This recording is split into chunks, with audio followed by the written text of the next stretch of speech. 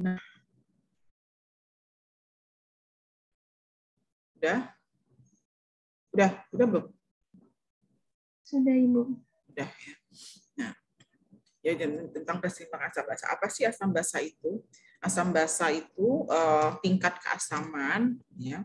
Itu kita pakai satuannya adalah pH, ya. Tingkat keasaman. Jadi cairan tubuh kita ini punya nilai tertentu, ya. Kemarin minggu lalu sudah dipelajari ya, jumlah natrium harus tepat, jumlah kalium, jumlah kalsium, magnesium. Kenapa? Kemarin karena semua elektrolit ini berperan pada proses metabolisme, proses kontraksi otot, proses dan lain-lain ya. Lalu seperti juga nilai gula darah. Gula darah itu juga ada nilai normalnya.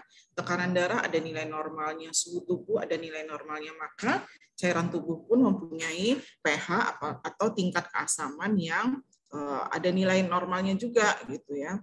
Nah, tapi di sini kalau kita ngomongin asam itu bukan asam kayak buah jeruk gitu ya, bukan. Jadi asam itu kita kok bisa mengukur keasaman cairan tubuh, caranya dengan mengukur banyaknya konsentrasi ion hidrogen ya dengan satuannya pH.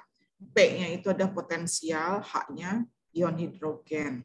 Jadi ion hidrogen ini adalah proton atau molekul yang bermuatan positif ya. Rentang nilai pH itu 0 sampai 14, ada rentangnya ya. Nah, kalau cairan tubuh kita mengandung banyak ion hidrogen, konsentrasi ion hidrogennya tinggi, tanda kurung itu artinya konsentrasi ya, tanda kurung yang kayak kotak itu. Apabila konsentrasi ion hidrogen tinggi, maka cairan tubuh ini akan bersifat asam atau pH-nya kurang dari 7. Jadi dari 0 sampai 14, pH yang netral itu 7. Ya, 7 itu artinya nggak asam, nggak basah, netral gitu ya. Makin tinggi angkanya, makin basah, makin kurang angkanya, makin asam. Ya. Nah, apabila konsentrasi ion hidrogennya rendah, maka cairan tubuh kita ini akan bersifat basah atau alkali. Ada istilahnya ya. Jadi kalau pH lebih dari 7, itu kita sebut cenderung basah atau alkali. Nah, asam itu, jadi ion H ini adalah yang menyebabkan cairan tubuh itu pH-nya kurang dari 7 ya. Sedangkan kalau ion apa sih yang bikin pH kita lebih dari 7 kalau gitu? Ya, penyebabnya bisa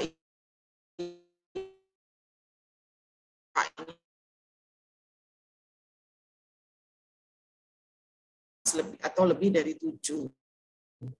Ya. Nah, baik senyawa asam dan senyawa basa itu kedengeran nggak saya? Soalnya di sini tulisannya connection-nya unstable. Jadi kalau senyawa asam atau senyawa basa itu dia ada yang sifatnya kuat, ada yang sifatnya lemah, gitu ya. Apa sih yang tergolong pada asam kuat? Asam kuat itu adalah HCl. Asam kuat itu artinya pH-nya rendah sekali, gitu ya. Atau kalau basa kuat, pH-nya tinggi sekali, gitu. Angka pH-nya tinggi banget ya.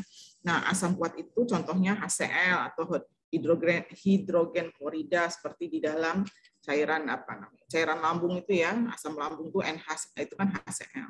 Lalu basa kuat itu adalah contohnya natrium hidroksida.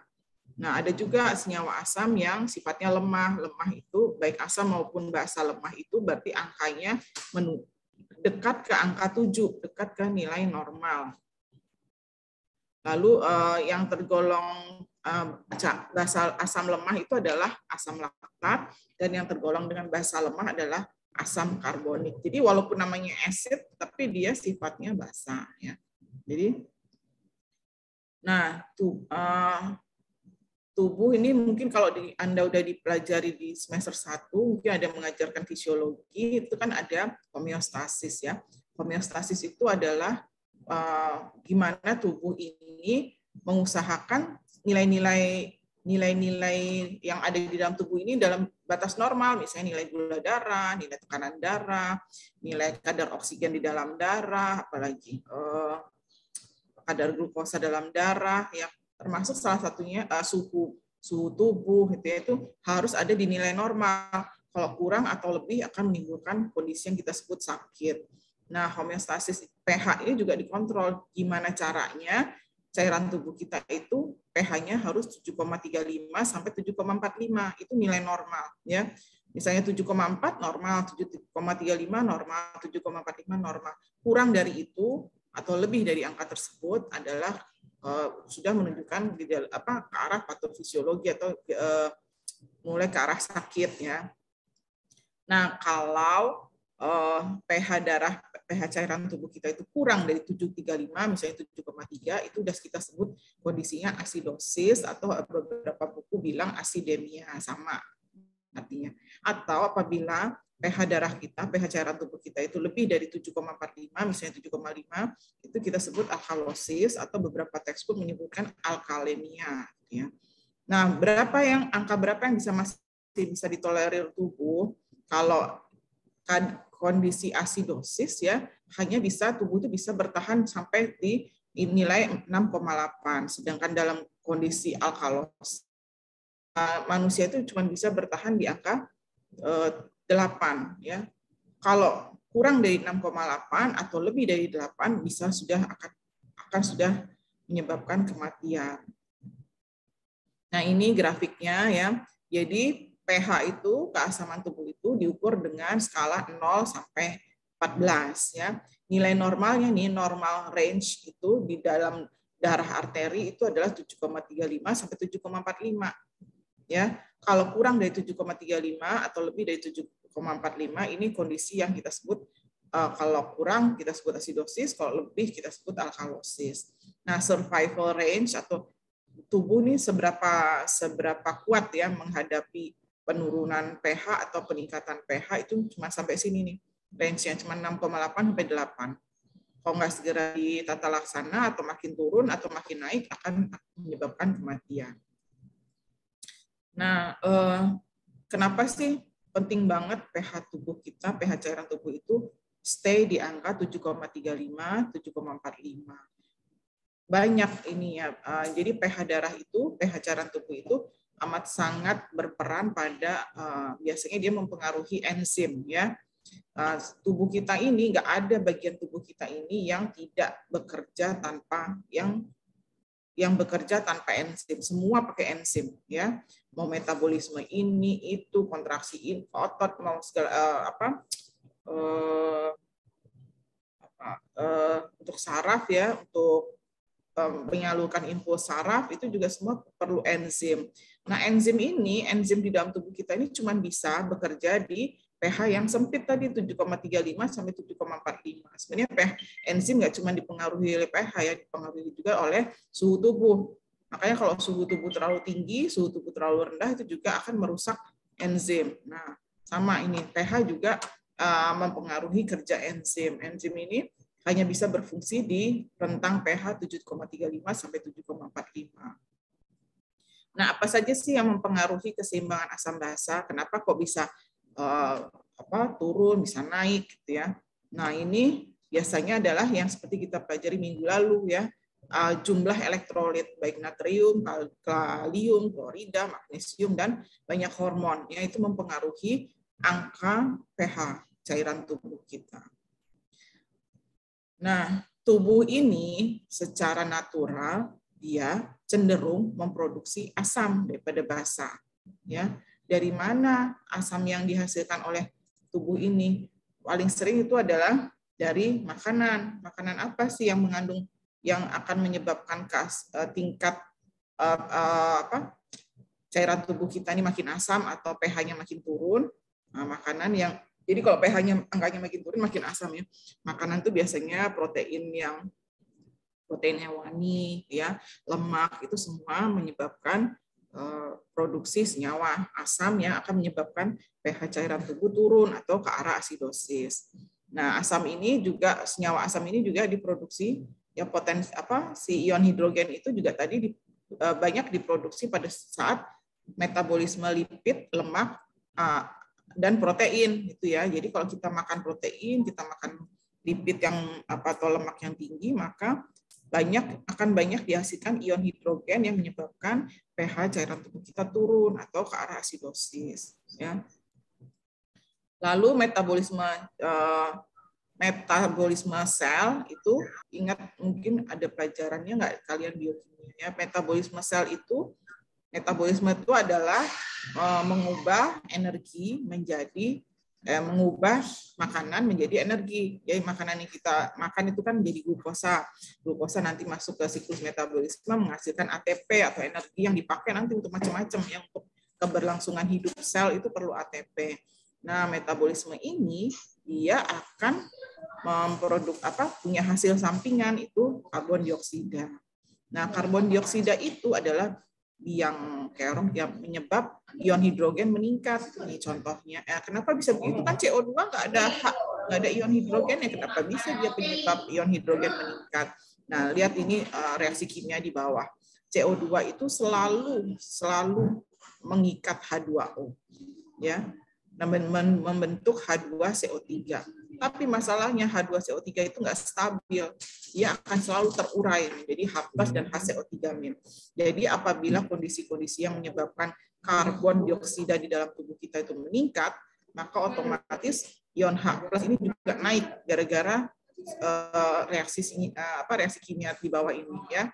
Jadi ingat, yang menyebabkan pH darah kita turun itu adalah berasal dari makanan, tadi protein dan lemak, lalu metabolisme yang menyangkut metabolisme lemak dan protein, lalu sama CO2. CO2 ini juga hasil dari metabolisme, ya. Jadi ketiga hal inilah yang menyebabkan ion hidrogen meningkat, pH kita turun ke arah asidosis. Nah, sekarang masa sih kalau memang ini berarti nggak boleh makan lemak dong, nggak boleh ini, nggak boleh itu. Siapa bilang boleh ya? Karena apa? Tubuh kita itu punya pengendalinya, punya kontrolnya, gitu ya. Seperti halnya kalau gula darah. Kalau kita makan minum banyak gula darah kita meningkat. Nggak usah takut, kan ada insulin. Insulin nanti yang akan menyerap kelebihan glukosa itu, disimpan di hati, di otot, gitu ya. Nah, tapi kalau untuk pH darah, apabila dia tubuh ini mendeteksi cairan tubuh itu pH-nya makin rendah atau makin tinggi, naik atau turun, itu dia akan dikontrol sama sistem buffer ya. Buffer itu penyangga bahasa Indonesianya. Nah, buffer itu kalau secara awam dibilang seperti menetralkan. Gitu ya. Kalau dia asam, dinetralkan, misalnya asam kurang dari 7,35, di sistem buffer ini akan membawa pH-nya menjadi ke arah 7, naik, ya. Atau kalau lebih dari 7,45, maka sistem buffer ini akan menurunkan pH-nya sehingga ke arah 7, gitu ya, ke arah 7,45, ya. Nah, caranya gimana? Itu caranya dengan mengambil, ya, ion H+ kalau terjadi alkalosis, dan melepaskan atau membuang ion H+ kalau terjadi asidosis. Nah, tergantung kondisinya, alkalosis atau asidosis.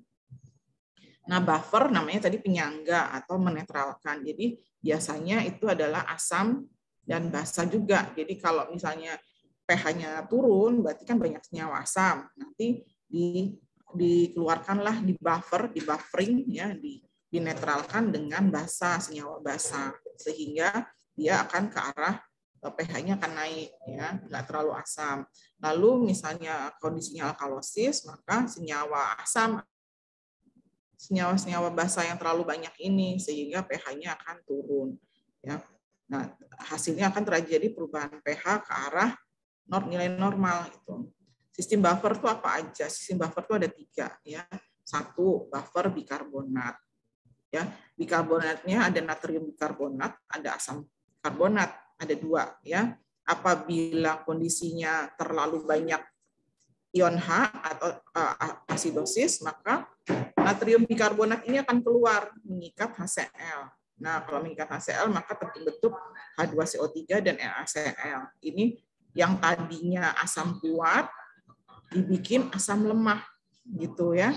Tuh, jadi yang tadinya pH-nya rendah sekali, pH-nya agak naik sedikit, walaupun masih asam, tapi dia agak naik. Nah, atau kondisi terlalu banyak ion OH, hidrogen,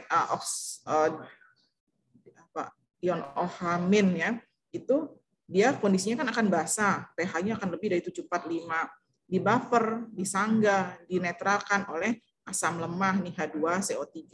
Nah, akan terbentuk NaHCO3. Ini adalah basa lemah. Ya, ini kan basa kuat, basa lemah. Jadi bukan dari basa terus jadi netral atau jadi asam, tapi dari basa kuat menjadi basa lemah, dari asam kuat menjadi asam lemah, gitu ya.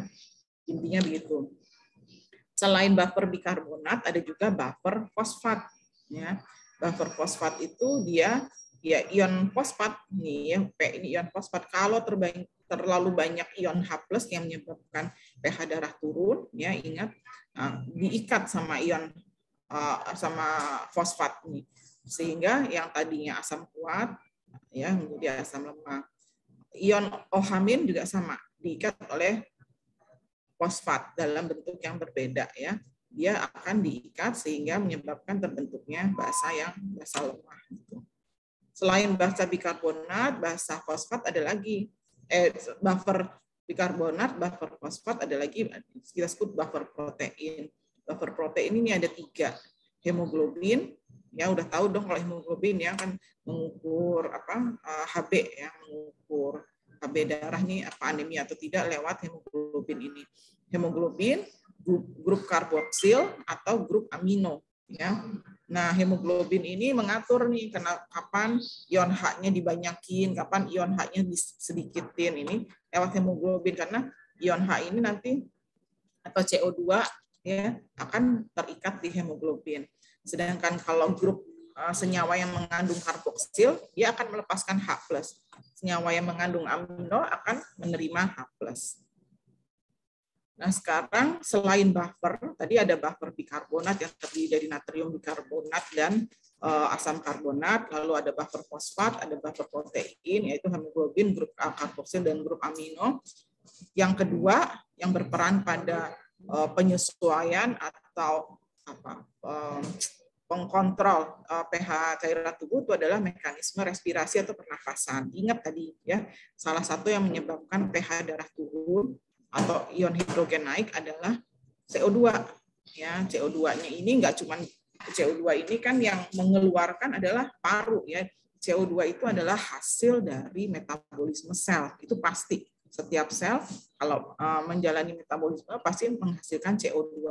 CO2-nya nanti dibawa oleh oleh hemoglobin dalam sel darah merah, dibawa ke paru untuk dikeluarkan, dari paru keluarkan ke udara luar, itu CO2 ya. Maka mekanisme respirasi atau pernafasan itu adalah salah satu yang mengkontrol pH darah ya, pH cairan tubuh. Nah, pada waktu ekspirasi mengeluarkan nafas, menghembuskan nafas, karbon dioksidanya keluarin. Ini karbon dioksida atau CO2 ini adalah tadi ya yang menyebabkan ion H+ meningkat dengan tadi ya, CO2 selalu mengikat H2O, jadi H2CO3. H2CO3 itu selalu labil, selalu terurai dalam bentuk H+ dan HCl3-. Nah, mekanisme respirasi ini adalah mekanisme yang paling kuat nih untuk mengatur pH darah ya. Karena sifat asamnya, sifat asam yang disebabkan oleh karbon dioksida ini volatil itu mudah berubah bentuk ya.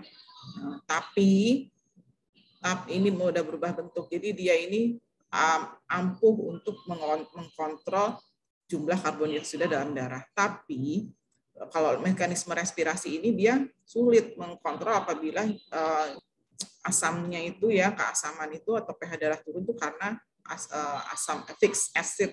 Contohnya asam laktat.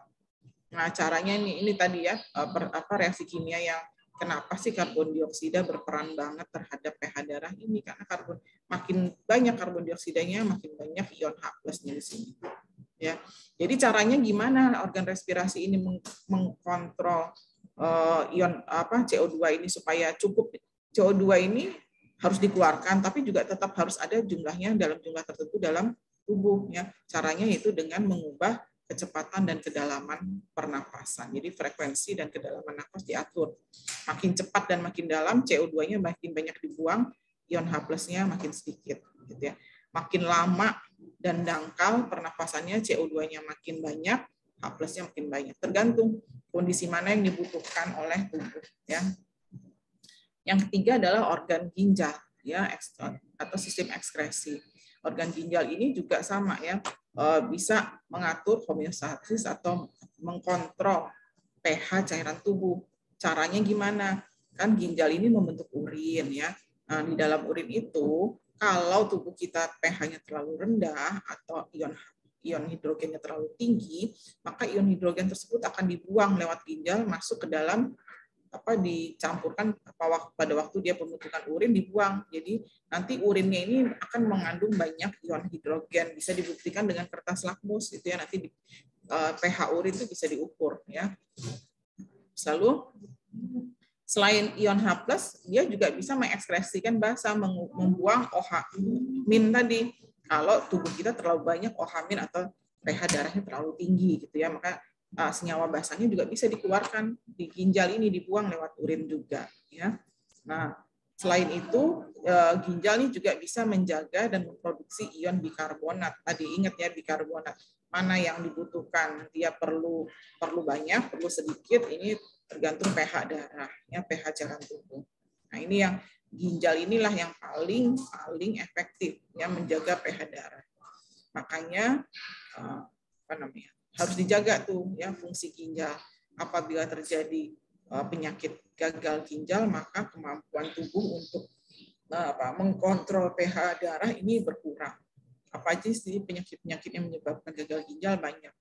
Diare yang akut, ya, diare yang kronis, lalu tekanan darah tinggi atau hipertensi, diabetes mellitus, terus penyakit-penyakit autoimun ini bisa menyebabkan ginjal gagal berfungsi. Nah, sekarang dari buffer, mekanisme respirasi, mekanisme ekskresi oleh ginjal, mana sih yang paling cepat berperan pada waktu terjadi perubahan nilai pH? Kan pH harus 735 sampai 745, ya. Kalau misalnya pH tiba-tiba 7,3, gitu, ya, kan kurang dari 7,35. Mana yang paling cepat koreksi? Atau misalnya pH-nya menjadi 7,5, itu ya, naik, ya. Itu yang nomor 1 datang duluan ini adalah buffer. Baik buffer bikarbonat, buffer fosfat, ataupun buffer protein yang tadi hemoglobin, gugus karboksil, gugus amino, itu yang paling duluan keluar. Langsung menetralisir, membuffer, menyangga supaya pH-nya kembali ke nilai normal. Kalau terlalu rendah dinaikin, kalau terlalu tinggi diturunin, ya. Ini nomor 1 paling keluar, paling cepat, ya. Nah, kalau polisi atau tentara ini unit reaksi cepatnya, ini yang cepat duluan keluar. Tapi ini kemampuan mengkoreksi pH, mengkoreksi keasaman cairan tubuh nggak terlalu kuat, gitu, ya, nggak terlalu efektif, ya. Tapi dia paling cepat keluar duluan. Jadi kalau ada agak misalnya bukan 7,35 deh, misalnya 7,32, ini udah langsung bereaksi, ya, langsung memberikan koreksi, gitu, ya. Nah, kalau dia kurang, kalau dia pH belum kembali normal, maka barisan kedua yang akan menolong adalah mekanisme respirasi, pernapasan. Nanti entah pernapasannya lebih cepat dan dalam atau pernapasannya menjadi lambat dan dangkal. Beberapa menit hingga beberapa jam.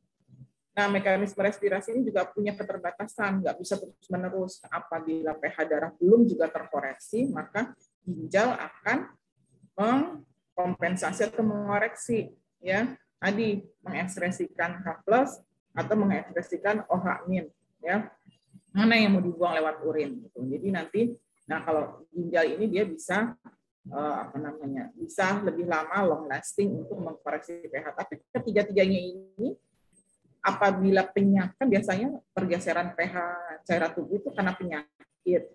Kalau penyakitnya nggak diobatin, ya ini tiga ini juga nggak mampu untuk mengcover atau mengkoreksi terus-menerus, maka diperlukan obat-obatan, ya.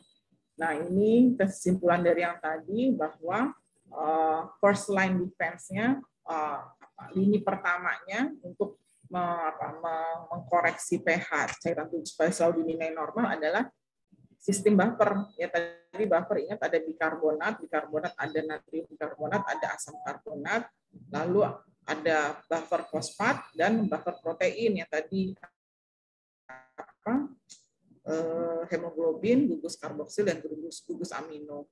Lalu second line defense-nya atau yang berikutnya, kalau yang first line lini pertamanya ini nggak mengembalikan ke nilai normal, maka ada lini keduanya, yaitu kita sebut buffer sistem fisiologi. Kalau tadi buffer kimia, buffer fisiologi artinya dengan menggunakan organ tubuh, yaitu organ respirasi dan organ ekskresi atau ginjal. Ya. Nah ini kalau respirasi dia mengatur apakah CO2-nya mau banyak dikeluarkan atau mau banyak disimpan, sedangkan kalau ginjal apakah ion H+-nya mau banyak dibuang atau mau banyak disimpan. Ya. Nah ini ketiganya ya, ini adalah kalau yang atas, kotak yang atasnya adalah ceritanya pembuluh darah, ini sel darah merah atau eritrosit, yang kotak kiri bawah ini ada organ respirasi atau paru, yang kanan bawah adalah organ ekskresi atau ginjal. Ya. Nah, kenapa sih tadi di dalam kan ada hemoglobinnya ya. Nah, dari darah ini apabila banyak CO2-nya meningkat, kan ingat CO2 meningkat banyak, maka H+-nya akan banyak. pH darah akan turun, maka biar pH darahnya nggak turun, tetap di nilai 7,35 sampai 7,45, maka CO2-nya dibuang lewat paru, dikeluarkan ke udara bebas lewat paru. Ya. Jadi peningkatan CO2 keluar CO2 itu ditingkatkan jadi dengan cara bernafas lebih cepat dan lebih dalam. Nah, ini yang ngatur saraf nih, bukan kitanya. Jadi tanpa kita sadari pernafasannya akan lebih cepat dan lebih dalam. Jadi pada pasien-pasien yang asidosis, misalnya contohnya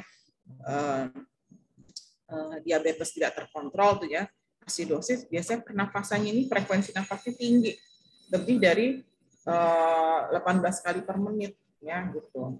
Nih lihat nih, kalau CO2-nya tinggi, H+-nya tinggi, maka pH darahnya akan turun atau makin asam. Maka CO2-nya harus dikeluarkan ya. Rate and depth. Jadi kecepatan dan kedalaman nafas. Nah, ginjal juga bisa bantuin dengan cara gimana kalau pH darah turun atau terbanyak tertumpuk, terakumulasi banyak ion H+, maka ginjal akan meningkatkan kecepatan membuang urin gitu ya. Jadi ini bekerja sama. Nah, apa itu ketidakseimbangan asam basa? Tadi sudah disebut di depan. Kalau pH kurang dari 7,35 kita sebut asidosis atau asidemia. pH lebih dari 7,45 disebut alkalosis atau alkalemia.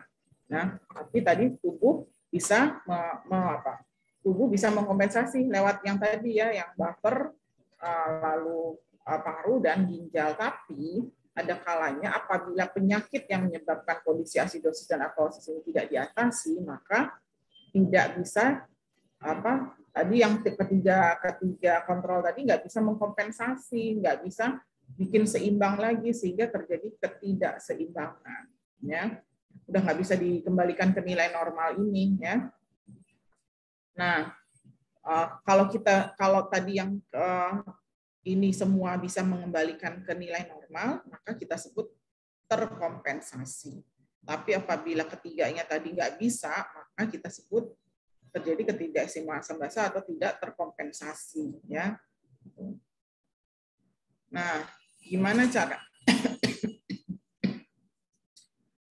yang mengkompensasi? Tadi ingat ya. Nah ini ya ada yang organ paru dan organ ginjal. Ini saling kalau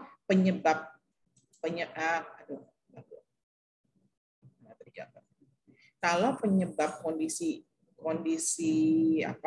asam basa itu disebabkan penyakit pada paru, maka ginjal ini yang akan mengkompensasi.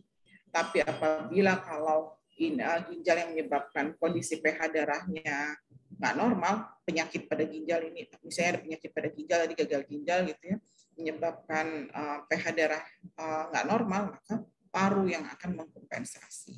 Gitu ya. Gimana kalau dua-duanya? Ya nggak ada gitu ya. Ada gimana tadi? Yang kompensasinya. Ya. Apabila masalahnya atau penyakitnya itu berasal dari penyakit-penyakit metabolisme, maka yang mengkompensasi adalah respirasi atau paru. Apabila masalahnya berasal dari paru, maka yang mengkompensasi adalah kompensasi oleh ginjal atau kompensasi metabolik. Nah, kita ngomongin asidosis. Asidosis pH kurang dari 7,35. What will happen? Emang kenapa kalau asidosis? Nah, kalau cairan tubuh kita asidosis atau kurang dari 7,35, terjadi penekanan sistem saraf, ya, menurunkan transmisi. Atau transmisi itu apa? Transmisi itu apa ya? Menjalarnya sinap. Sinap ini adalah impuls. Jadi impuls listriknya ini dari otak sampai ke ujung itu terhambat, ditekan, gitu. Maka efeknya biasanya dia terjadi letargi atau kelemahan, gitu ya. Yang bahaya kalau mengganggu sistem saraf pusat atau di otak, ini bisa mengakibatkan disorientasi atau gangguan kesadaran, ya, bahkan sampai koma, bahkan sampai kematian, gitu ya. Nah, kalau alkalosis gimana? Alkalosis kan tadi kalau pH cairan tubuh kita lebih dari 7,45. Kalau alkalosis, kalau tadi asidosis menekan sistem saraf pusat, kalau alkalosis ini justru merangsang sistem atau meningkatkan eksitabilitas sistem saraf pusat dan tepi. Jadi dia lebih ke arah kalau lebih membuat si sistem saraf pusat ini menjadi lebih aktif, gitu ya, terlalu aktif. Nah, jadi biasanya keluhannya adalah baal atau hipestesia atau kurang rasa, gitu ya, kebas, kepala terasa ringan, lalu gelisah, otot-ototnya spasme, ya, atau kejang, ya, atau kram, atau bahkan sampai kejang. Sama akhirnya kalau mengenai sistem saraf pusat akan menyebabkan penurunan kesadaran bahkan sampai kematian. Nah, ini tadi ingat. Nah, ini gambar ini gampang dipahami nih. Jadi ingat pH darah kita adalah 735 sampai 745. Nilai normal, ya. Kalau ke arah turun angkanya kita sebut asidosis. Ke arah ke atas, ke arah angka 14 disebut alkalosis. Nah, apa sih yang menyebabkan asidosis? Nah, ini. Asidosis akan disebabkan oleh dua hal, ya. Akumulasi tertumpuknya senyawa asam atau ion H+, atau disebabkan oleh hilangnya senyawa basa dalam tubuh. Nah, atau keduanya sekaligus, ya.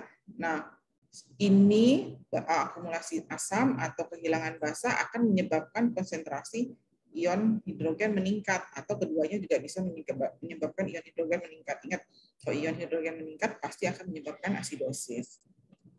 Nah, gimana kalau yang alkalosis? Penyebabnya paling sering adalah akumulasi dari senyawa basa, atau kebalikannya tadi, ya, kita kehilangan banyak senyawa asam, atau keduanya, sehingga ion H+-nya jumlahnya akan menurun, decrease, sehingga pH-nya akan naik ke arah alkalosis. Nah, sekarang kalau baik asidosis maupun alkalosis itu bisa ada dua jenis, respiratorik atau metabolik, ya, berdasarkan penyebabnya. Nah, sekarang kita ngomong dulu asidosis respiratorik, ya, atau asidosis respirasi. Kalau berarti organ respirasi atau organ pernafasan menyebabkan kondisi asidosis, pH-nya kurang dari 7,35. Nah, tadi ingat, respirasi itu intinya adalah membicarakan tentang karbon dioksida, ya. Kalau karbon dioksidanya ini kebanyakan di dalam darah, tidak dikeluarkan lewat paru, maka akan menyebabkan kadar CO2 dalam darah itu meningkat, kita sebut hiperkapnia, ya. Kapan sih kok CO2 ini bisa menumpuk di dalam darah, nggak dikeluarkan lewat paru? Ada beberapa penyakit, ya, misalnya nih penekanan sistem saraf pusat nafas di otak, ya, biasanya bisa karena obat-obatan, karena trauma, karena stroke, gitu ya, atau terjadinya kelumpuhan otot pernafasan. Kapan nih penyakitnya? Misalnya Guillain-Barré syndrome dan lain-lain. Lalu ada penyakit paru kita disebut emfisema. Jadi kelainan pada paru, ya, penyakit pada paru akan menghambat dikeluarkannya CO2 dari dalam tubuh ke dunia luar, kan bisanya lewat paru, ya. Kalau parunya mengalami penyakit, maka CO2 ini sulit keluar dari darah, sulit dikeluarkan lewat paru, maka CO2-nya banyak tertumpuk di dalam darah. CO2 dari mana? Ya, asalnya dari hasil metabolisme sel ya. Nah, kalau makin banyak CO2, ingat reaksi kimia tadi makin tinggi ion H+, maka akan menyebabkan asidosis. Ya, jadi itu yang disebut asidosis respirasi atau asidosis respiratorik. Jadi kondisi asidosis yang disebabkan penyakit pada sistem respirasi. Nah, ini contoh-contohnya ya penyakitnya. Ini nggak usah dihafalin, pneumotoraks, edemas, edem paru, sindrom distress, atau kalau sekarang yang lagi hits itu apa? Pneumonia COVID ya, COVID-19 itu juga akan menyebabkan asidosis respiratorik karena jaringan parunya rusak sehingga paru tidak bisa mengeluarkan CO2 yang dihasilkan oleh metabolisme sel untuk dikeluarkan ke dunia luar gitu ya. Nah, sekarang yang mengkompensasi siapa? Yang mengkoreksi ya mau nggak mau ginjal ya. Ginjal membantu dengan cara dia membuang ion hidrogen akibat penumpukan CO2 tadi sehingga ion hidrogennya banyak. Ion hidrogennya dibuang lewat urin. Dan ion bikarbonat yang sifatnya basah disimpan sama ginjal, diedarkan kembali ke dalam darah. Yang tadinya mau dibuang, diserap lagi kembali ke darah sehingga pH-nya akan cenderung naik ya ke arah normal yang tadinya kurang dari 7,35. Gejala-gejalanya apa? Seperti tadi ya, gejala umum asidosis adalah ini sesak napas biasanya karena penyakit utamanya ya. Tadi ya lelah, letargi, segala macam ini ya. Lalu tata laksananya gimana? Gimana cara ngobatin orang asidosis respiratorik? Kita pulihkan dulu fungsi respirasinya. Oh, dia sakitnya asma, ya udah dikasih obat asma. Oh, dia sakitnya pneumonia, dikasih entah antibakteri, antiviral, tergantung penyebabnya. Ya. Lalu selain sudah diperbaiki ventilasi ini pernapasan artinya, lalu diberi cairan laktat intravena. Ya. Lalu atasi penyakit utama, penyebab utama asidosis respiratorik. Ini dicari penyebabnya apa. Nah, ini gambaran asidosis respiratorik. Gambar yang A itu adalah kalau terjadi keseimbangannya, balance dari sistem balance dari pH darah. Ya, ini lihat nih, ini asamnya H2CO3 dan basanya HCO3-. Jumlahnya yang satu 20, ya asamnya cuma 1, basanya 20. Ini untuk mencapai keseimbangan ini perlu segini kadarnya ya. Basanya ada 20, asamnya ada 1, terjadi keseimbangan. Tiba-tiba pada posisi pada gambar B terjadi nih penyakit pada paru ya, mau dia pneumonia ya, tadi ya pokoknya cedera pada paru sehingga CO2 yang harusnya dikeluarkan lewat paru ke dunia luar nggak bisa. Karena nggak bisa keluar, dia tertumpuk di dalam tubuh kita, tertumpuk di dalam darah sehingga lihat nih HCO3-nya meningkat nih, jumlahnya 2, timbangannya berat di sebelah asam ya, sehingga terjadi kita sebut asidosis respiratorik karena penyebabnya organ respirasi. Caranya gimana? Datanglah kompensasi tubuh gimana? Ginjal akan membantu. Maka ginjal karena tadi CO2 banyak, ginjal akan keluarin nih H+-nya dibuang lewat urin sebanyak-banyaknya. Nah, sedangkan senyawa basah HCO3- diserap sama dia sebanyak-banyaknya, dikembalikan ke tubuh sehingga lihat nih ya, walaupun ini tetap 2, kan ini tetap 2 ya karena CO2-nya nggak bisa dikeluarin, kurang bisa dikeluarkan semuanya, maka tapi ini yang diberatin timbangannya. Jadi 30 nih ya, senyawa basahnya jadi 30. Tapi ini tetap masih miring ya, masih miring ke kiri, miring ke arah asidosis. Nah, maka perlu obat-obatan yang salah satunya kita sebut dikasih cairan laktat. Ya, kalau diberi cairan laktat, ya dia akan menetralkan si HCO3- ini. Jadi walaupun bukan menetralkan HCO3, dia akan mengembalikan jumlah ini menjadi 20 lagi, seimbang lagi, ya. Walaupun yang ini 2, ini kembali ke 20 lagi, tapi jadi seimbang karena disangga sama cairan laktat ini. Ibaratnya ini ada satu lagi yang dia nambah gitu ya. Jadi di sini misalnya 20, di sini 10 gitu ya. Jadi timbangannya jadi rata lagi. Ya, jadi balance lagi. Nah, sekarang tadi asidosis respirasi, sekarang bisa juga terjadi kondisi alkalosis respirasi. Ya, jadi alkalosis yang disebabkan karena organ respirasinya terganggu sehingga pH darah naik. Ya. Kapan? Yaitu apabila terjadi kekurangan asam karbonat atau CO2-nya terlalu sedikit. Jadi di dalam darah itu tetap harus ada CO2. Ya. Kalau kurang dari 35 mm Hg CO2-nya, tekanan karbon dioksida dalam darah, atau kita sebut hipokapnia, akan menyebabkan kondisi alkalosis. Karena kalau CO2-nya sedikit, ion H+ kan sedikit. Makin sedikit ion H+, makin basah. Ya. Nah, ini paling sering terjadi nih, alkalosis respirasi juga ya. Nah, penyebab utamanya adalah hyperventilation atau hiperventilasi atau pernafasan yang terlalu cepat. Kapan sih terjadi pernafasan terlalu cepat? Kalau pernafasan terlalu cepat kan berarti CO2-nya banyak cepat dikeluarin ya. Sehingga CO2 dalam darah justru makin sedikit, terlalu sedikit, padahal CO2 dalam darah tetap harus ada gitu ya. Nah, kondisi-kondisi yang membuat kita bernafas cepat itu banyak. Contohnya apabila kita ada di dataran tinggi yang kita biasa hidup di dataran rendah gitu ya, kayak kita nih hidup di Jakarta gitu ya, tiba-tiba pergi ke Nepal ya, ke naik gunung Everest gitu ya, di mana kalau makin tinggi permukaan ini, makin tinggi permukaannya makin kecil tekanan oksigennya, makin sedikit oksigennya, maka tubuh kita ini akan cenderung bernafas lebih cepat kayak orang ngos-ngosan. Atau misalnya penyakit gagal jantung, penyakit paru juga bisa menyebabkan pernafasan makin cepat. Nah, ini paling sering ini cemas akut. Ya, cemas akut ini juga misalnya fobia apa? Fobia naik pesawat gitu ya, begitu pesawatnya mau take off, langsung cemas akut, pernafasannya akan semakin cepat ya. Atau demam, orang demam, ya kalau demam atau anemia ini cenderung pernafasannya juga lebih cepat.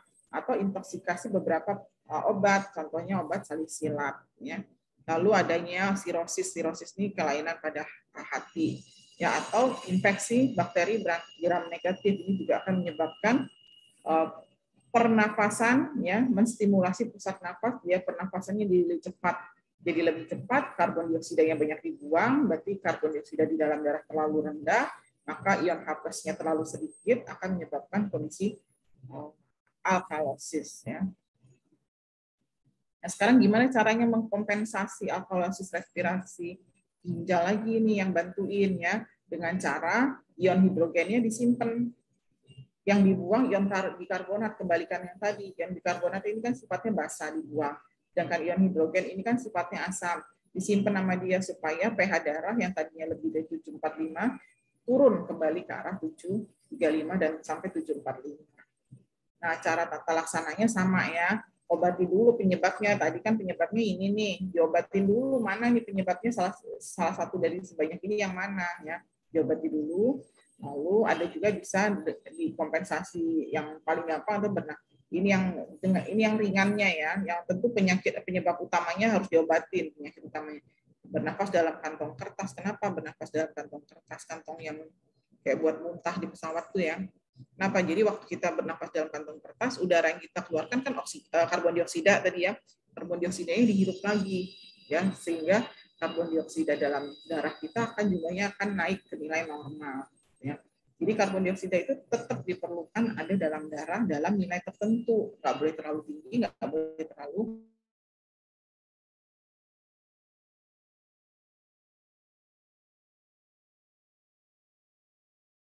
intravena. Yang cairan klorida ini sifatnya sama dengan ion karbonat, bikarbonat. Nah, ini gambarnya tadi ya. Nih, ingat ya, yang A selalu dalam kondisi balance atau homeostasis atau normal. Asamnya 1, basanya 20, timbangannya rata. Tapi begitu terjadi gangguan di pusat gangguan di paru, dia terstimulasi nafas lebih cepat, misalnya tadi cemas akut, obat-obatan gitu ya. CO2-nya banyak keluar kan, karena CO2-nya banyak yang keluar, maka HCO3-nya ini, H2CO3-nya akan berkurang sehingga cuma 0,5, jadi enteng. Maka jumlah basa yang tadinya normal ya jadi lebih berat dibandingkan asamnya, sehingga timbangannya akan berat ke arah basa, ya, atau kita sebut alkalosis respiratorik karena penyebabnya adalah ini organ pernafasan. Lalu gimana tubuh mengkompensasi? Tubuh mengkompensasi dengan cara ini, ion HCO3- yang bersifat basa dibuang sebanyak-banyaknya lewat urin, ya. Lalu ion H+ disimpan. Ini nggak ada gambarnya tapi ada tulisannya. Eliminate kidneys conserve ion hidrogen, ya. Jadi ion hidrogennya disimpan, nggak dibuang. Baik ion hidrogen maupun HCO3- ini sebenarnya dibuang lewat urin dalam jumlah tertentu. Nah, tapi kalau kali ini karena kondisinya alkalosis, dibanyakin buang HCO3-nya, tapi H+-nya nggak dibuang, disimpan dalam darah, ya, sehingga untuk menyeimbangkan timbangan ini, maka ini si basanya yang tadi 20 tinggal 15, jadi agak lurus lagi, ya, tapi belum lurus nih timbangannya, sehingga perlu terapi cairan, yaitu dengan menambah klorida, ya. Klorida ini nanti si ion HCO3- ini akan bertukar sama klorida sehingga berkurang nih, ya, jadi 10, jadi seimbang lagi, gitu ya. Jadi kalau menghafalin dari gambar ini aja. Nah, sekarang tadi udah asidosis. Tadi apa sih kita ngomong? Asidosis respirasi, alkalosis respirasi. Sekarang yang ada yang metabolik, ya. Ada asidosis metabolik, ada alkalosis metabolik. Nah, kapan disebut asidosis metabolik? Berarti asidosis yang disebut atau pH darah kurang dari 7,35 yang disebabkan karena kondisi metabolik. Nah, apa contohnya? Kekurangan bikarbonat, ya. Bikarbonatnya kurang dari 22 mili-ekuivalen per liter cairan tubuh. Nah, penyebabnya apa? Kok bisa bikarbonatnya ini rendah? Ini bisa penyebabnya biasanya karena diare atau gangguan fungsi ginjal, ya. Atau penyebabnya juga akumulasi asam. Tadi ingat ya gambar yang sebelumnya, apa yang menyebabkan asidosis? Salah satunya adalah akumulasi ion H+ atau akumulasi senyawa asam. Contohnya asam laktat atau keton. Ini paling banyak pada penyakit diabetes mellitus tidak terkontrol, ya. Terbentuklah badan-badan keton yang menyebabkan yang sifatnya asam sehingga menyebabkan asidosis metabolik, ya, karena metabolisme. Lalu atau penyebab asidosis metabolik salah satunya adalah gagal ginjal, ya. Jadi ginjal nggak bisa membuang H+ ke urin sehingga H+-nya dalam darah tinggi sehingga terjadi asidosis. Gejalanya apa? Rata-rata gejalanya hampir sama, ya. Nyeri kepala, letargi, lemah, koma sampai kematian. Lalu kompensasinya gimana? Nah, ingat kalau dia tadi kalau paru yang mengkompensasi ginjal, kalau ada kelainan metabolik, nomor 1 yang mengkompensasi adalah paru dengan mengubah pernafasan menjadi lebih cepat dan lebih dalam. Buat apa? Membuang CO2. Kalau CO2-nya dibuang banyak, maka ion H+ kan makin turun, ya, sehingga kondisi asidosis ini terkoreksi. Tapi apabila nggak cukup, maka ginjal bisa membantu kalau ginjalnya tidak mengalami. Kalau asidosis metaboliknya bukan karena gangguan ginjal, maka ginjal ikut bantu nih dengan cara membuang ion hidrogen. Tapi kalau penyebabnya karena ginjal, ya ini nggak berperan, ya. Yang ini nomor 2 nggak terjadi. Ya, tadi kan penyebabnya banyak tuh. Nih ya penyebabnya. Nah, kalau penyebabnya adalah gagal ginjal, ya ini kompensasi ini tidak terjadi, ya.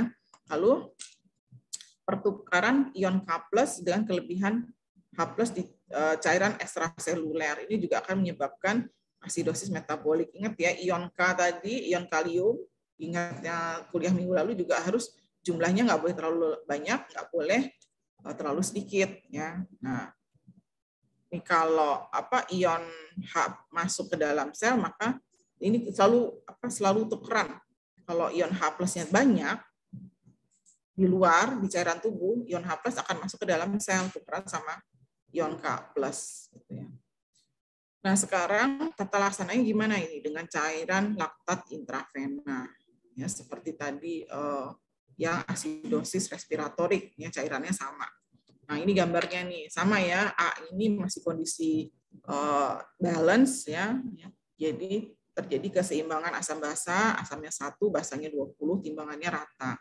Lalu gambar yang kedua, terjadi gangguan metabolik yang menyebabkan asidosis, ya, menyebabkan gangguan metabolik itu biasanya bukan asamnya yang bertambah, ya, tapi lebih sering ke basanya yang banyak keluar. Ini contohnya, ya, basanya minum tinggi 310, ya. Nah, ini adanya karena adanya badan keton, ada klorida terlalu banyak, lalu ion-ion asam organik. Nah, sekarang kompensasi tubuh gimana? Lewat dua-duanya. Kalau tidak terjadi, kalau kelainan ini bukan karena ginjal, maka ginjal ikut mengkompensasi, ya. Tapi kalau kelainannya karena ginjal, maka ini diabaikan. Jadi paru dengan cara ngurangin jumlah ini, ya, dia cuma bisa ngurangin jumlah beratnya yang asam ini, dikeluarinlah CO2 sebanyak-banyaknya sehingga tinggal 0,75, ya, karena kalau dengan CO2 dikeluarin banyak-banyak maka ion H+-nya sedikit, ya. Lalu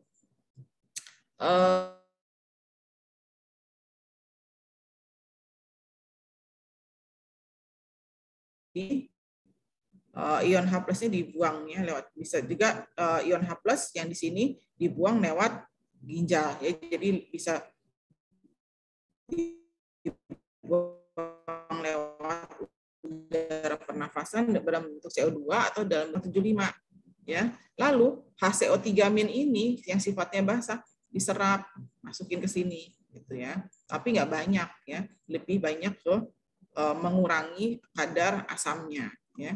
Nah, tapi belum seimbang nih, maka dibantu dengan cairan laktat. Cairan laktat ini akan menambah timbangan yang basah ini sehingga kembali normal, gitu, ya. Nah, sekarang tadi alkalosis metabolik, tadi asidosis metabolik, sekarang alkalosis metabolik, ya. Alkalosis metabolik ini terjadi apabila karbonatnya terlalu banyak, lebih dari 26 mg per liter cairan tubuh. Apa yang menyebabkan alkalosis, ya, atau pH-nya kurang dari pH-nya lebih dari 7,45 atau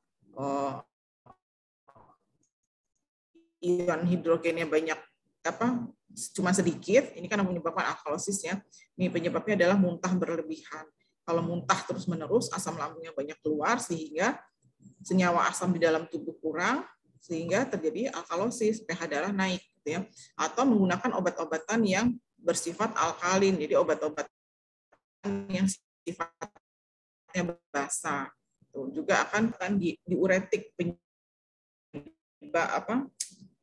yang diuretik itu adalah obat-obatan yang membuat produksi urinnya bertambah, ya. Jadi kalau urinnya banyak dibuang, maka nanti asamnya juga banyak dibuang di urin sehingga terjadi alkalosis. Atau gangguan hormon, atau ini paling sering nih, ya, minum antasida tidak rasional, ya, minum obat-obatan mah. Obat-obatan mah itu kan rata-rata obat-obatan gastritis itu rata-rata sifatnya basah, ya, karena dia mau menetralisir asam lambung, ya. Maka dikasih obat-obatan antasida yang sifatnya basah supaya nanti ini ternetralisir, gitu, ya. Nah, kalau diminum berlebihan akan menyebabkan alkalosis. Bisa juga penyebabnya adalah dehidrasi. Nah, alkalosis juga bisa terjadi pada gagal ginjal, ya. Nah, respirasi bisa mengkompensasi nggak? Katanya nanti kalau ginjalnya terganggu, kan paru mau bantuin, bisa bantuin, tapi dia ada batasnya, ya. Kan kalau alkalosis artinya paru itu pernafasannya diperlambat, ya, supaya CO2-nya nggak banyak keluar, supaya ion H+-nya nggak naik, supaya pH-nya turun, kan, ke arah 7,45. Maka pernafasan diperlambat. Tapi seberapa hipoventilasi, ya, pernafasannya dihambat. Tapi kalau pernafasannya diperlambat, bukan CO2-nya sedikit yang keluar, tapi oksigen yang masuk juga sedikit, ya. Jadi timbul kondisi hipoksia. Jadi dibatasi, nanti kalau misalnya oksigen yang masuk terlalu sedikit, keadaan hipoventilasi ini akan berhenti, kembali ke nafas biasa, karena kekurangan oksigen. Tadinya tujuannya mengurangi pembuangan karbon dioksida, tapi dengan mengurangi pembuangan karbon dioksida terjadi juga penurunan input oksigen. Nah, penurunan input oksigen itu sendiri juga akan mempengaruhi sistem pernafasan. Jadi kecepatan pernafasannya akan naik kembali, gitu ya. Nah, respirasinya akan pelan dan dangkal, napas itu pendek-pendek, tapi lama, dalam 1 menit mungkin kurang dari 8. Ya, terus alkalosis, ingat tadi ya, meningkatkan eksitabilitas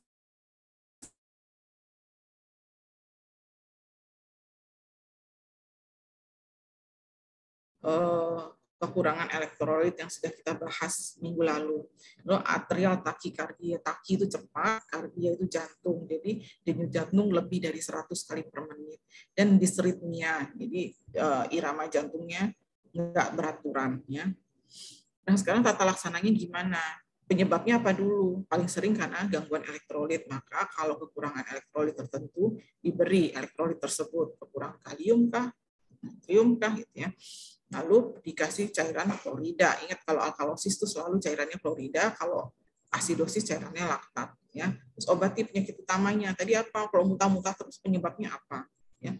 Kalau diare terus penyebab bukan muntah-muntah, bukan diare tadi. Ya nih, muntah-muntah. Kalau penyebabnya obat-obatan diberhentikan. Antasida kebanyakan diberhentikan. Dehidrasi berat kita kasih cairan tubuh. Ini dehidrasi berat kan akan menyebabkan gangguan elektrolit juga ya. Nah, sekarang ini timbangannya. Ingat A selalu dalam kondisi balance ya. Yang B terjadilah gangguan metabolisme di mana ion senyawa basah yang tadinya cuma 20 nih jadi banyak, jadi 40 ya. Jadi berat nih ke arah alkalosis. Maka apabila tidak ada gangguan dari ginjal, kedua organ ini akan bekerja. Paru akan menghambat pengeluaran CO2 dengan memperlambat pernafasannya. Ya, karena memperlambat pernafasannya maka naik ion hidrogen plusnya makin naik, makin berat nih asamnya. Dan sedangkan HCO3- yang sifatnya basah dibuang, naik, tapi kalah jauh sama ini juga HCO3-nya dibuang ya, sehingga ini berkurang tapi masih kalah ini. Nah, gimana caranya diseimbangkan dengan cairan klorida ya. Cairan klorida akan menetralkan semuanya baik asam maupun cairan basahnya sehingga kembali ke nilai normal ya. Nah, sekarang gimana sih mendiagnosis ini ada kondisi tidak seimbang atau imbalance dari asam basa ya.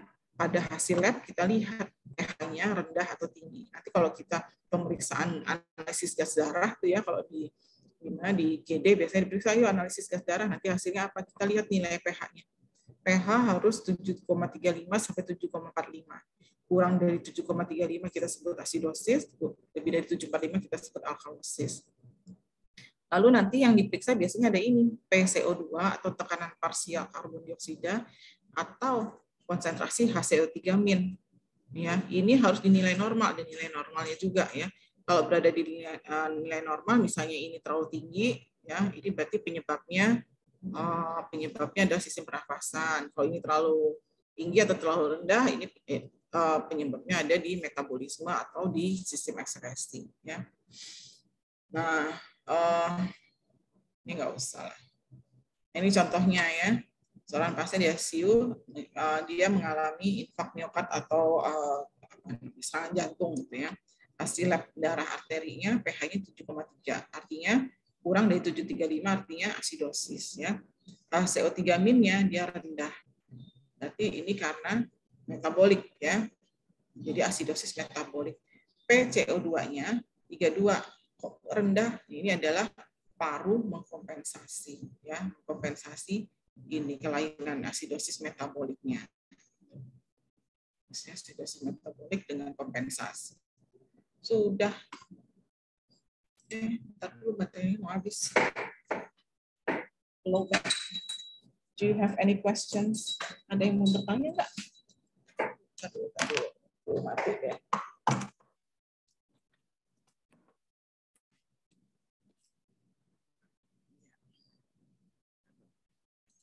Yang mau ditanyakan nggak tentang materi hari ini?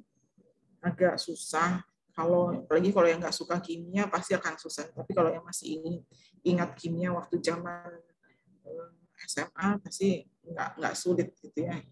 Intinya tuh slide-slide tadi terringkas tuh pada gambar-gambarnya. Slide-slide yang berisi gambar itu yang mempermudah pemahaman tentang keseimbangan asam basa. Ada pertanyaan nggak dari kelas ini? Udah hadir semua ya 40-40-nya? Ada pertanyaan nggak tentang keseimbangan asam basa? Intinya pH darah kita itu, pH cairan tubuh kita itu 735 sampai 745. Kalau kurang disebut asidosis, kalau lebih disebut alkalosis. Lalu ada kontrol dari pH darah, kontrol dari pH cairan tubuh itu melewati 3 jenis kontrol ya. Jadi yang mengatur nih kalau terjadi pergeseran nilai nih, mereka yang nomor 1 keluar, duluan tadi buffer. Buffer ada buffer bikarbonat yang terdiri dari natrium bikarbonat dan asam karbonat, lalu buffer fosfat, buffer protein yaitu hemoglobin, gugus karboksil dan gugus amino ya. Nah, kalau buffer ini lini pertama ini nggak cukup mengembalikan ke nilai normal, maka baru timbul bantuan dari organ respirasi ya dengan mempercepat atau memperlambat pernapasan tergantung dari kondisinya asidosis atau alkalosis ya. Lalu yang ketiga kalau masih belum terkompensasi juga, baru yang ketiga berperan adalah ginjal ya, sama dengan membuang ion H+ atau ion HCl3- tergantung kondisinya alkalosis atau asidosis ya. Lalu nanti baik asidosis maupun alkalosis ada dua jenis. Asidosis itu kalau di organ penyebabnya adalah paru, maka kita sebut asidosis respiratorik. Kalau alkalosis penyebabnya adalah penyakit di organ paru, maka disebut alkalosis respiratorik. Sedangkan kalau yang satu lagi adalah alkalosis dan asidosis metabolik. Ini biasanya disebabkan oleh kondisi metabolik dan gangguan pada ginjal. Ya. Ada pertanyaan nggak? Kamu wajah-wajahnya wajah galau, nggak jelas gitu sama reaksi kimia CO2 yang selalu berikatan dengan H2O membentuk H2CO3 yang selalu terurai menjadi H+ dan HCO3. Yaitu intinya dari CO2 kenapa CO2 bikin suasana asam, kenapa CO2 membuat ion H+ meningkat. CO2 kan nggak ada unsur hidrogennya. Jangan lupa tadi ya, ingat reaksi kimia tadi, CO2 selalu berikatan dengan H2O membentuk H2CO3, tapi H2CO3 ini selalu dalam kondisi tidak stabil sehingga dia akan selalu terurai dalam bentuk H+ dan HCO3-. H+-nya ini yang setara dengan jumlah CO2, makin banyak jumlah CO2 makin banyak ion H+. Ion H+-nya terlalu banyak menyebabkan asidosis, ion H+ terlalu sedikit menyebabkan alkalosis. Itu aja sih. Ada pertanyaan sampai sini? Hertin Ayu, Pini, Nasiwa, Nola, Zaki, Anissa. Ada pertanyaan? Ibu, saya izin bertanya. Silakan. Sebelumnya saya Hertin Ayu, Bu. Tadi kan selama pembahasan asidosis dan alkalosis itu, ini ya Bu, ada kompensasi dari tubuh seperti itu. Tapi di kompensasinya itu kalau saya nangkepnya istilahnya kadarnya belum seimbang, Bu. Kok bisa nggak Bu dari kompensasi tubuh itu kadarnya tuh istilahnya seimbang tanpa adanya terapi cairan, Bu? Bisa ya. Jadi ingat tadi kan ada slide yang menyatakan tubuh kita itu cenderung membentuk senyawa asam, sehingga pH darah kita itu biasanya cenderung ke arah asam, cenderung turun dari 735 dibandingkan lebih dari 745 gitu ya. Nah itu sehari-hari begitu kan, nggak mungkin kita nggak makan daging, nggak makan lemak gitu ya, kan selalu ada ya hasil metabolisme kita sel-sel tubuh ini, setiap miliaran sel, triliunan sel tubuh kita itu semuanya setiap sel menjalani metabolisme. Nah, metabolisme itu hasilnya pasti CO2. Ingat CO2 tadi menyebabkan ion H+ meningkat sehingga tubuh kita itu sebenarnya nggak ngapa-ngapain juga cenderung akan turun pH-nya. Nah, itu tadi fungsinya si buffer itu yang dia bisa mengkompensasi ke nilai normal. Nah, yang tidak bisa dikompensasi sampai ke nilai normal biasanya apabila ada penyakit, baik di paru maupun penyakit metabolik atau penyakit-penyakit pada ginjal. Contohnya penyakit metabolik itu adalah diabetes mellitus. Jadi pada kayak suhu tubuh kita itu juga cenderung turun, cenderung naik, tergantung sama lingkungan, sama aktivitas fisik kita. Tapi kenapa bisa suhunya tetap 36,5, 37,5? Ya karena tubuh mengatur, gitu ya. Kalau kedinginan dia akan menggigil, kalau kepanasan dia akan berkeringat. Itu semua usaha-usaha tubuh untuk kembalikan nilai suhu tubuh ke nilai normal. Itu juga dengan pH darah tadi ya. Tubuh kita tuh cenderung ke arah pH-nya rendah. Ada beberapa kondisi yang bisa mengakibatkan kondisi fisiologik ya, yang menyebabkan ke arah alkalosis. Contohnya tadi, alkalosis itu kan bernafas cepat.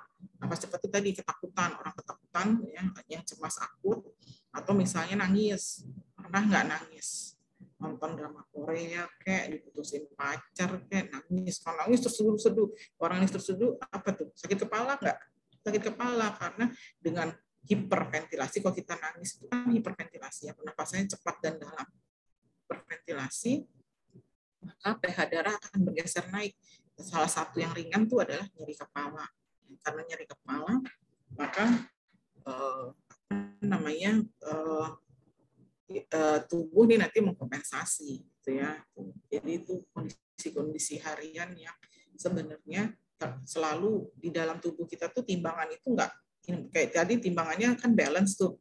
Balance itu bukan karena nilainya tetap terus, nggak pernah berubah, nilainya berubah-berubah, tapi tubuh ini lewat buffer, lewat ini semua mengkompensasi supaya timbangannya tuh rata terus. Jadi bukan nilainya nggak pernah bertambah, nggak berkurang, tapi nilai asam dan basanya nambah kurang sehari-hari itu. Cuman supaya bisa balance itu tadi yang buffer dan lain-lain itu yang terus-terusan mengkompensasi sehingga timbangannya balance. Nah, kalau ada penyakit, barulah misalnya diare tadi ya, lalu muntah, lalu misalnya COVID, dan lain-lain, itu yang menyebabkan kompensasi tubuh itu nggak cukup, perlu ada obat-obatan tambahan.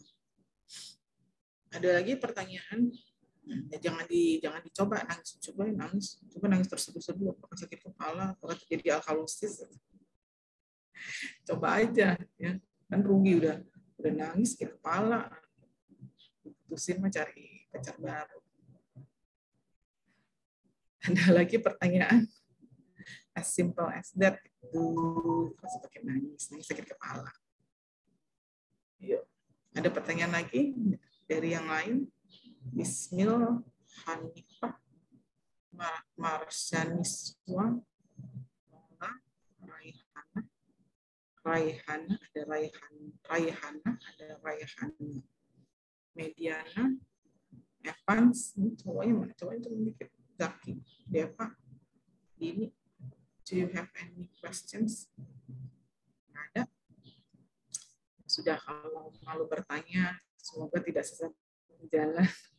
Kalau malu bertanya boleh Japri untuk bertanya. Misalnya malu di depan forum bertanya, boleh Japri, bisa ada nomor teleponnya, tinggal di WhatsApp aja ya. Kalau mau nanya, misalnya saya nggak ngerti slide yang ini, boleh ya. Kan kadang-kadang malu nanya di depan teman, takut dipikir nggak ngerti, padahal emang nggak ngerti sih. Ya udah, kalau nggak ada pertanyaan, sekian pertemuan hari ini. Terima kasih. Assalamualaikum warahmatullahi wabarakatuh.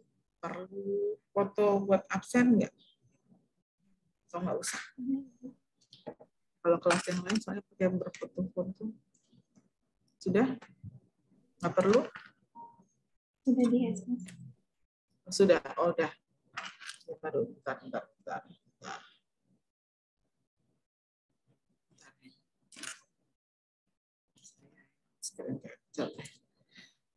Oke.